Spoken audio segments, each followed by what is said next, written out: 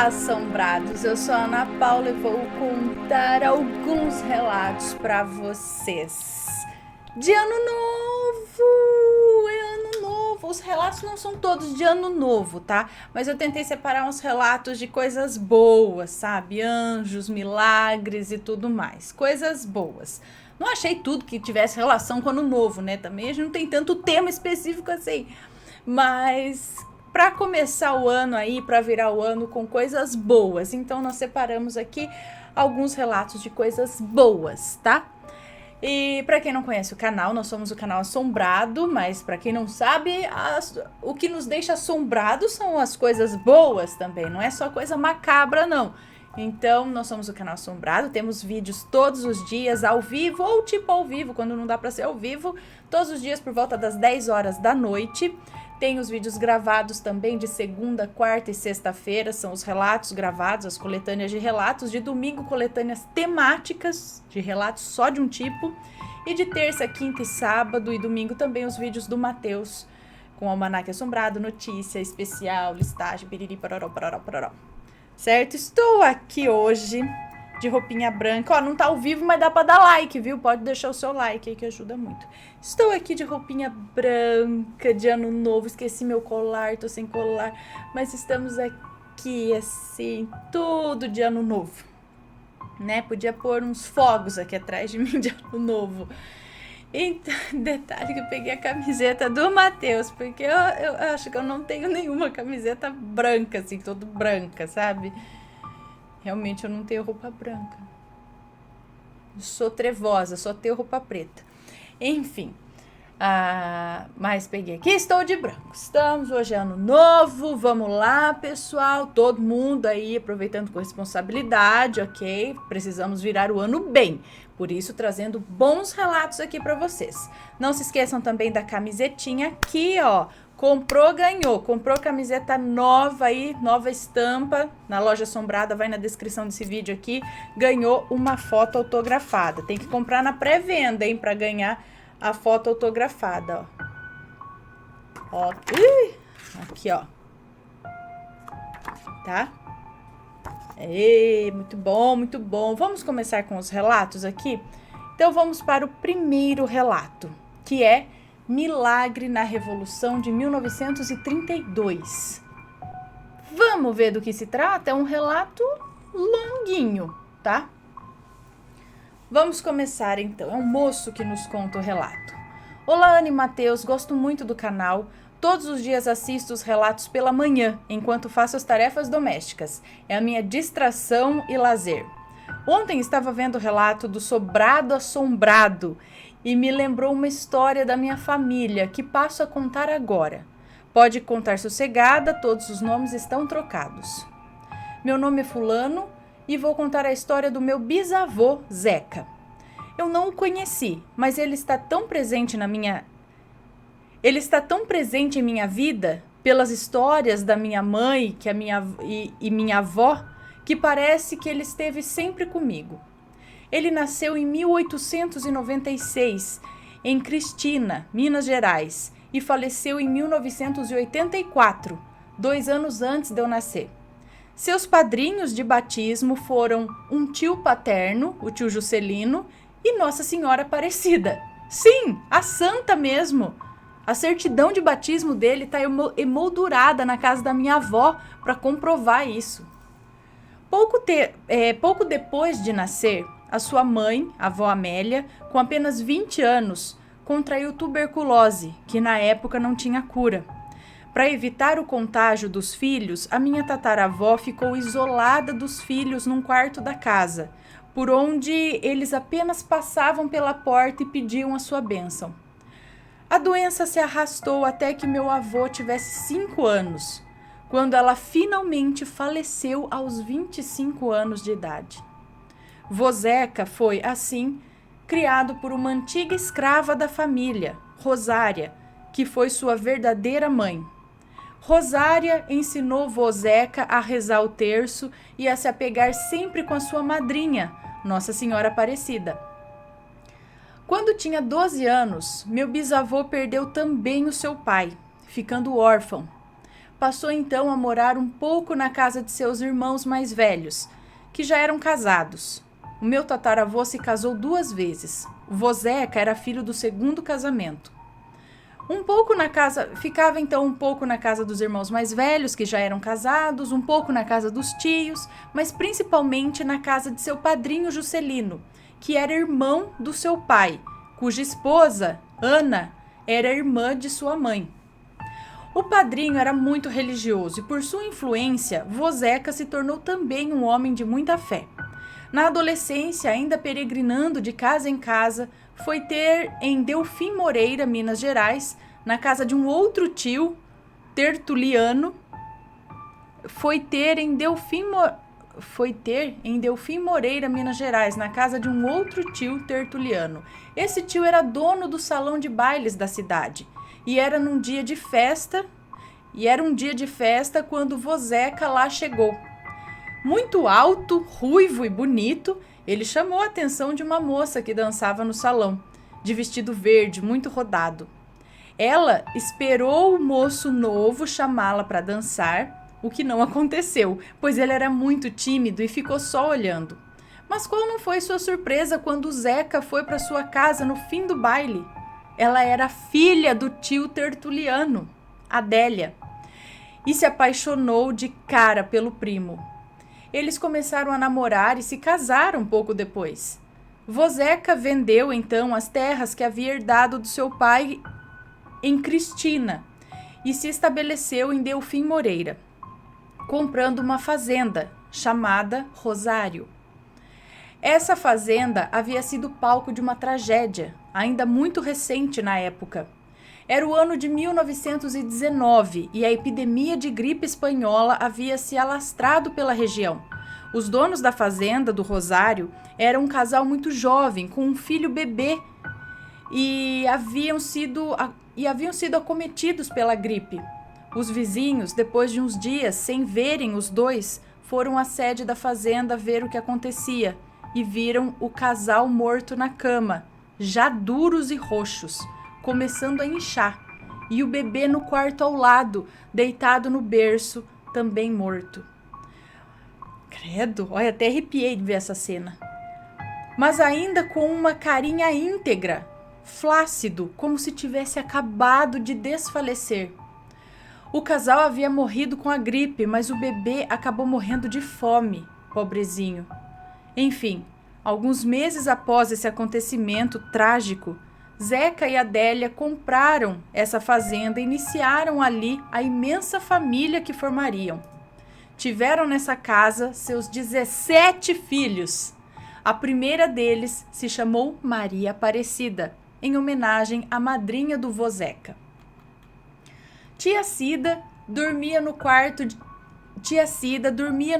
que havia sido do bebê e onde se conservava uma imensa arca com os pertences da finada criança, que permaneceram na casa depois de vendida.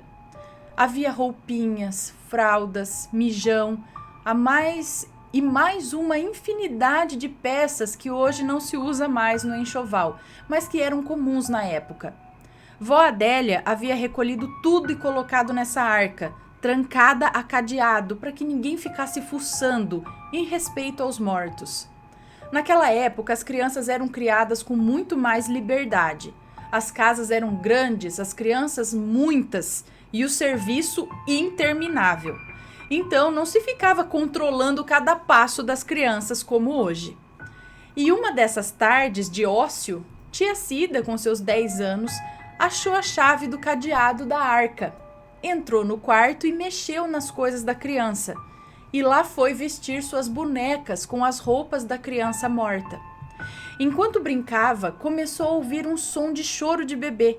E o choro era alto, muito alto, e vinha de dentro da arca. Ela fuçou lá dentro, mas não tinha criança nenhuma, só as roupas e fraldas. O barulho do choro despertou a avó Adélia, que foi ver se era algum dos seus. Sempre tinha um bebê novinho em casa, um por ano, né? Mas não era. As crianças de casa estavam bem, dormindo. Ela foi então procurando pelos cômodos da casa a origem daquele choro até que viu a tia Cida mexendo na arca e o choro vindo de lá. Horrorizada, jogou todas as roupas dentro da arca, de onde ainda se ouvia o choro desesperado. Era um choro de dor, de fome. Afinal, ela tinha muitos filhos, ela sabia classificar e diferenciar os choros que as crianças choram por temas de trás para frente, ou seja, ela sabia de cor e salteado como era cada tipo de choro, se é de fome, se é de cólica, né? Sabia muito bem. E tudo guardado na arca. Ela fechou a arca, passou o cadeado, pegou a chave na mão da tia Cida, e a levou pelas orelhas até a capela para rezar pela alma daquele bebezinho. Nessa altura, já não se ouvia mais nada. A tia Cida, rebelde, com raiva dos puxões de orelha, se recusou a rezar. Vó Adélia ferveu nas tamancas, mandou tia Cida de volta ao quarto aguardar o castigo que o pai lhe daria quando chegasse do curral.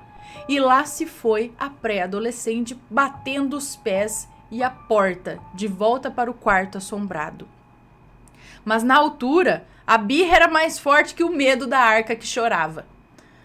Passou a tramela na porta, na janela, tentando evitar as palmadas que o pai lhe daria quando chegasse, e lá ficou se maldizendo pelo mal feito. Foi então que ela sentiu um tapa na cara, violento, daqueles que marcam a cara e esquentam as orelhas. Não tinha ninguém no quarto. Ela estava completamente sozinha. Quem começou a chorar então foi ela. Desesperada, abriu a porta e saiu correndo e chorando, sem nem conseguir contar o que tinha acontecido. O tapa estava marcado na cara. Todos viram. Meu avô juntou então todos na capela e rezaram pela alma do bebê e de seus pais. Mandaram rezar missas todos os anos pelos 3 e nunca mais eles tiveram trabalho com assombrações em casa. Mas isso passou e chegou o ano de 1932 e com ele a Revolução Constitucionalista.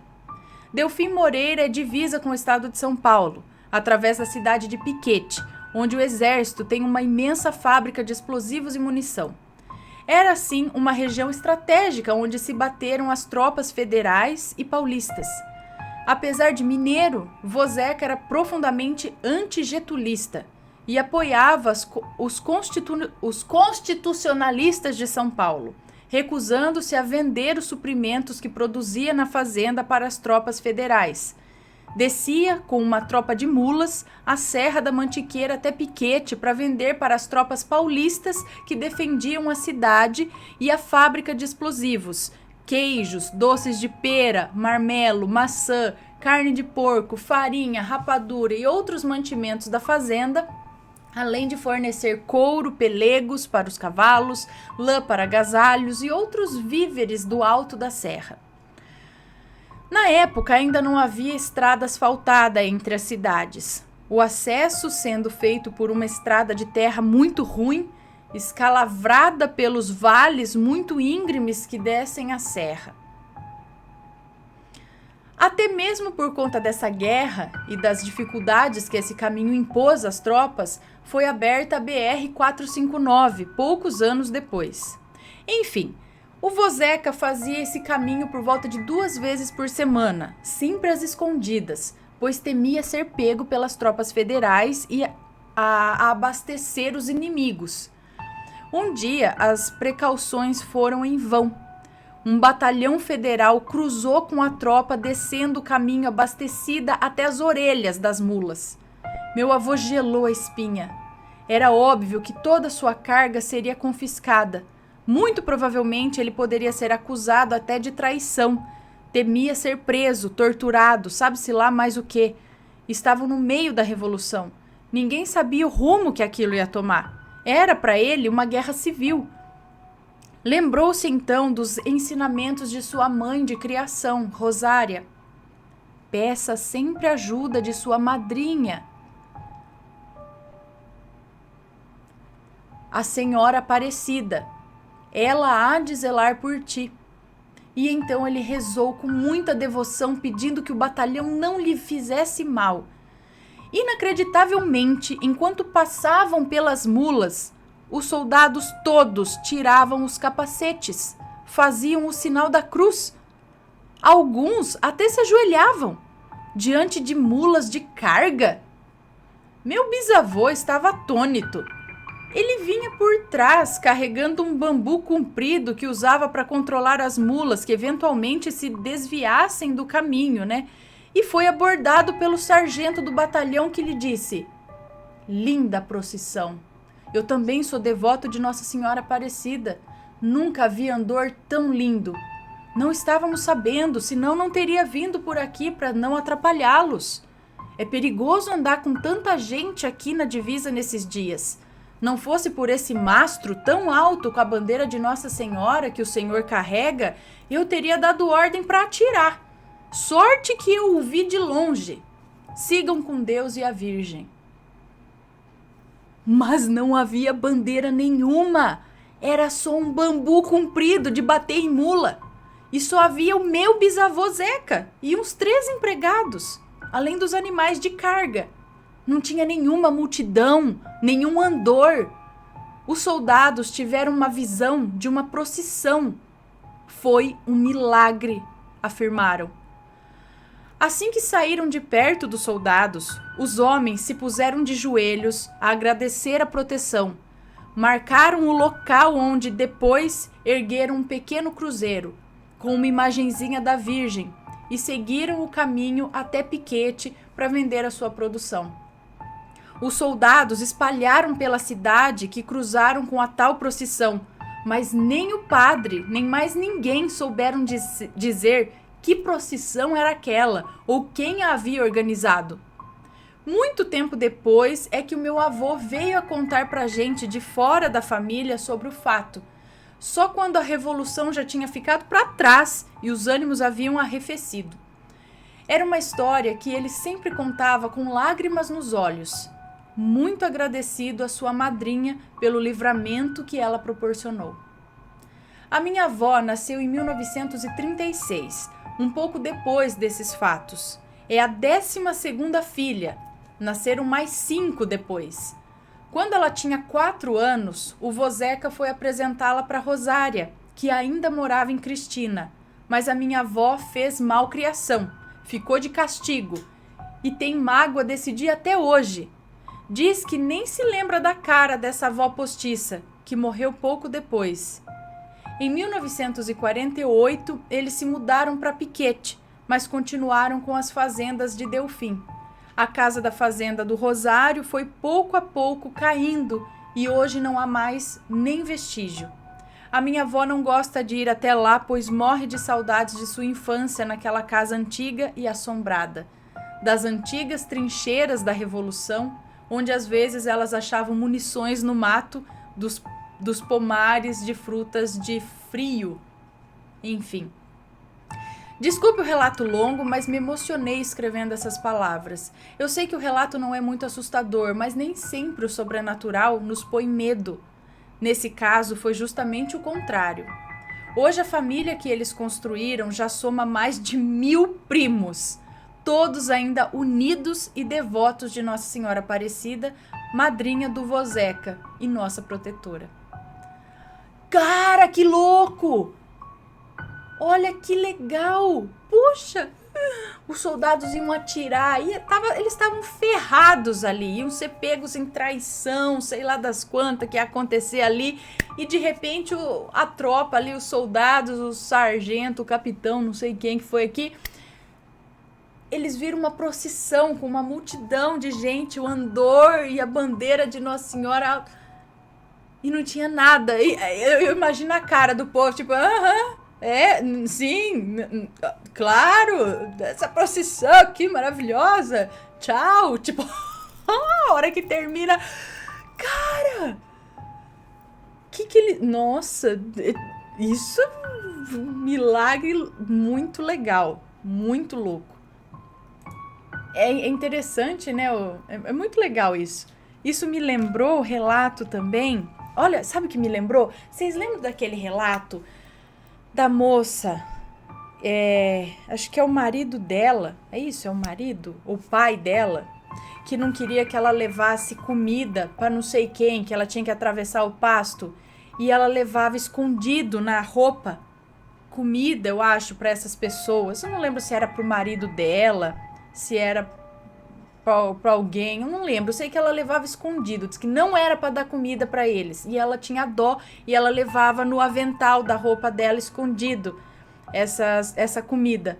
Até que um dia não tinha como desviar, e não sei, essa pessoa aí que não queria que ela levasse comida, veio de encontro. E aí ela, tipo, só pediu, eu acho que foi pra Nossa Senhora... Foi alguma, não sei se foi alguma Nossa Senhora específica, pediu pra uma santa que ajudasse ela, que livrasse daquilo, que fizesse alguma coisa. E aí, no que a pessoa pediu pra ver o que ela tinha no avental, e ela abriu o avental que tava cheio de comida. A hora que ela abriu, o avental tava cheio de flores. Aí ele falou, tá catando flor, não sei o que, vai levar para... Eu falei, flor, tá, beleza. Aí passou. Aí ela cobriu o avental de novo, falou, meu Deus, o que foi isso? Eu não tinha flor aqui. Aí ela andou, quando ela chegou lá, era comida que ela tinha de novo. Então, fez eles verem flores no lugar das comidas, para livrar ela de uma punição, que não era para levar comida lá, não sei. Me lembrou disso também. Olha que legal. Nossa, se tem algum relato desse tipo, manda pra gente, que é muito legal esses relatos. Vamos para o segundo relato da noite, que é um aviso do além no ano novo. Esse é de ano novo. É um moço que nos conta, tá? Era 31 de dezembro de 2004 e eu passaria aquela virada de ano em casa, sem festas, sem ceia, sem nada de especial. Apenas eu, a televisão, transmitindo os costumeiros festejos do ano novo vindouro e a minha pequena família de 4 pessoas. Morávamos em um apartamento pequeno na zona norte do Rio de Janeiro, composto por uma sala, um banheiro, cozinha, um quarto para todos diretamente ligado à varanda, o melhor cômodo, onde as crianças tomavam banho de chuveiro ao ar livre em dias ensolarados. Nesse dia 31, especificamente, essa varanda entraria para a história da minha vida como local de um dos acontecimentos mais bizarros que eu já presenciei. O dito chuveiro que mencionei estava desmontado, para tristeza dos rebentos. Em seu lugar, apenas o cano 3x4 subindo pelo lado externo do muro, cuja ponta, estancada por um tampão, nem uma gota d'água deixava escapar. Ausente o chuveiro, o muro servia apenas para eu, criança arteira, me debruçar sobre ele e observar as coisas que aconteciam do seu outro lado. E na virada do ano, a coisa mais legal a ser observada pelo outro lado do muro era a queima de fogos. Meu pai, nesse dia, me alertou como se adivinhasse as minhas intenções. E ele disse, olha, não quero que você suba no muro à meia-noite, porque os traficantes do morro dão tiros junto com os fogos e pode pegar em você, entendeu? E respondi, sim, pai. Menti, pois obviamente já havia me programado para desobedecê-lo. Quando desse meia-noite e a queima de fogos começasse, aquela velha mureta seria a minha arquibancada. E o explodir de luzes multicoloridas no céu noturno, o show gratuito a ser assistido, né? Bom, enfim, chegou a hora, meia-noite. A TV na sala contava regressivamente os últimos 10 segundos para a virada do ano. Minha mãe e minha irmã dormiam profundamente, como se nada de importante tivesse acontecendo. Meu pai estava no hospital, trabalhando, quando a contagem anunciou o Feliz Ano Novo. 10, 9, 8, 3, 2, 1, Feliz Ano Novo! E eu corri para a varanda a fim de ver a queima de fogos que já começara. Quando lá cheguei, o som era ensurdecedor, pura alegria. O novo ano começava. Caminhei em direção ao muro, mesmo sob a advertência do meu pai, quando uma voz feminina me chamou. Meu filho, não sobe aí, é perigoso. Olhei para trás, não tinha ninguém. Porém, como a voz era feminina, supus que minha mãe tivesse acordado e me chamado. Fui até o quarto verificar e ela estava dormindo. Pois bem, certo de que aquilo foi um devaneio da minha cabeça, resolvi subir no muro. Observação, eu não sou o fofão da carreta furacão. Por quê? Ele sobe no muro para dançar?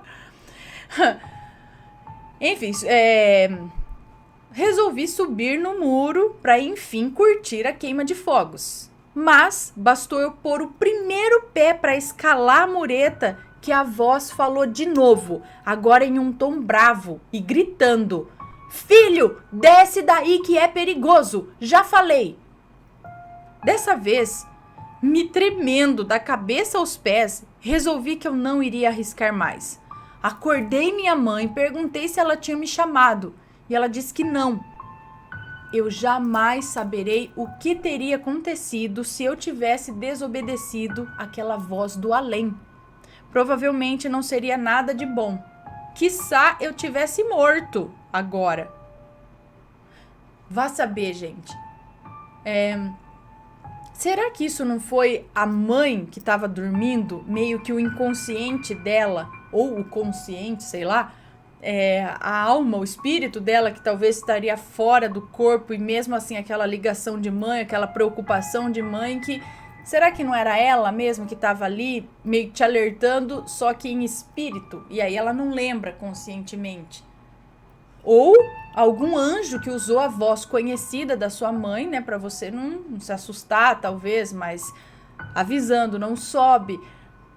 Não sei, vai que podia ter uma bala perdida, ou você ia cair, ou vai saber o que ia acontecer, né? Ainda bem que deu certo, obedeceu depois dessa. Não era nenhum vizinho, nada ali que tava vendo isso. Não, porque senão você sabe direcionar de onde vem o som, você ia ver alguém, né? Ah lá, legal, a voz do além aí tentando desviar. E mais um relato aqui, que é um anjo. Esse é o último da noite, ok, pessoal? O último relato desta noite. Um anjo trouxe o remédio. Vamos ver, para fechar aqui com coisas boas. Coisas boas. Oi, Ana, me chamo fulana, sou de Fortaleza e sempre vejo seus relatos e adoro. Já enviei um que aconteceu comigo, mas você ainda não leu. Chama o pai da minha amiga, veio se despedir de mim. Será que eu já não li? Bom, vamos ver. Mas assistindo os relatos de hospital, eu lembrei de algo que aconteceu há uns 15 ou 20 anos com uma amiga da minha mãe, que eu vou contar aqui para vocês.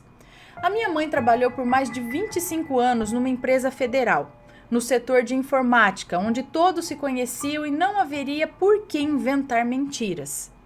Um dia, uma colega dela recebeu um diagnóstico de uma doença grave e só havia um remédio que poderia curá-la. Porém, só era encontrado nos Estados Unidos e custava muito caro. Imagine, hoje às vezes já é difícil você encontrar um remédio que só existe em outro país. Pense então há 20 anos atrás. Todos ficaram muito tristes e tentaram ajudar de todas as formas, mas mesmo arrecadando dinheiro não era suficiente. E o tempo que levaria para trazer também esse remédio de lá para cá seria enorme. Uma noite, essa amiga da minha mãe, na cama do hospital, rezou e pediu: Senhor, me dá uma luz. Para onde eu vou? O que eu posso fazer para salvar minha vida? Tenho filhos pequenos e eu não queria partir assim. E então ela dormiu e pela manhã estava lá seu médico no quarto dizendo para uma enfermeira: prepara o medicamento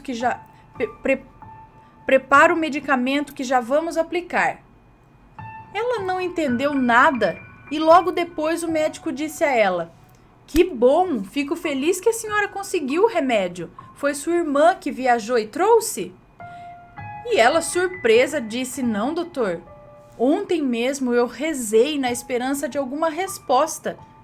E o médico falou: pois quando eu entrei aqui a senhora ainda dormia e o frasco estava aí do seu lado na mesinha. Por isso eu perguntei quem tinha trazido. Todos ficaram chocados, mas alegres. E assim ela se salvou. Mas até hoje, ninguém tem explicação. Mas eu acredito mesmo que foi um anjo que trouxe. Ana, eu sei que muita gente não acredita, mas eu sim acredito. A palavra tem poder. Por isso, quando estiver passando alguma dificuldade, acredite, tudo se resolve. Mesmo que não seja no tempo que a gente gostaria. Um grande beijo a você, Matheus e as crianças. Adoro vocês muito, espero que tenham gostado. Cara, mais um relato muito louco.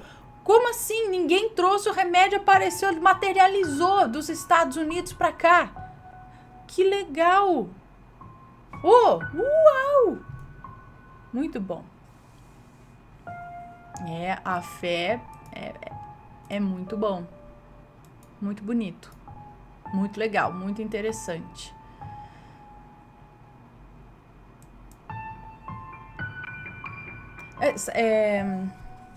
Como as coisas acontecem, né? Parece que as coisas vão se encaixando, num momento a gente não entende o porquê e lá na frente às vezes a gente vai entender. Quando eu fui para Irlanda, tinha uma moça lá que tinha uma amiga, que essa amiga também tinha ido para Irlanda para né, acho que tentar a vida, como várias pessoas, trabalhando e não sei o que lá. E lá na Irlanda ela acabou descobrindo uma doença. Eu não sei que doença, eu não lembro, não sei se era câncer, ou é outra coisa, ou é um tipo de câncer, ou é alguma outra doença, eu não sei. E ela acabou recebendo um ótimo tratamento lá. E era assim, algo que aqui seria muito complicado no Brasil para ela, mas que lá ela estava recebendo o melhor possível.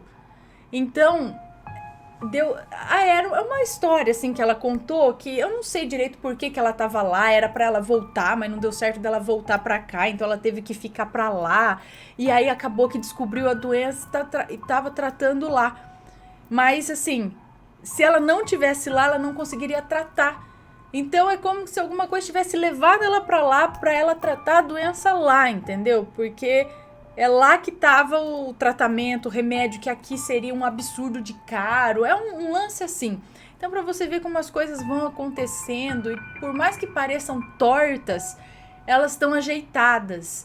É aquele lance, Deus escreve certo por linhas tortas, né? Vai entender. Mas é bem legal, né? Quando a gente vê essas histórias acontecendo. Bom, pessoal, espero que com esses relatos vocês comecem aí o ano inspirados, pensando em coisas boas, inspirados no bem, na fé de que tudo pode melhorar, tá? E que o sobrenatural trabalha pro bem também. É só a gente ter a cabeça elevada, o pensamento elevado, pensar em coisas boas, ter humildade, pedir, né? E que as coisas acontecem. Ter um coração humilde e pedir de coração, né? Fé de verdade. Que muita coisa acontece, não é? Então, tenham aí um feliz ano novo. Comecem o ano bem, inspirados no bem, e bora para mais um ano de relatos assombrados e coisas boas também. Assombração boa, não assombração, sobrenatural bom, né? Porque coisas boas, coisas sobrenaturais também são boas, como esses relatos que eu acabei de contar. São relatos sobrenaturais, mas são de coisas boas, ok? Um beijo para vocês, tudo de bom, feliz ano novo. Fui!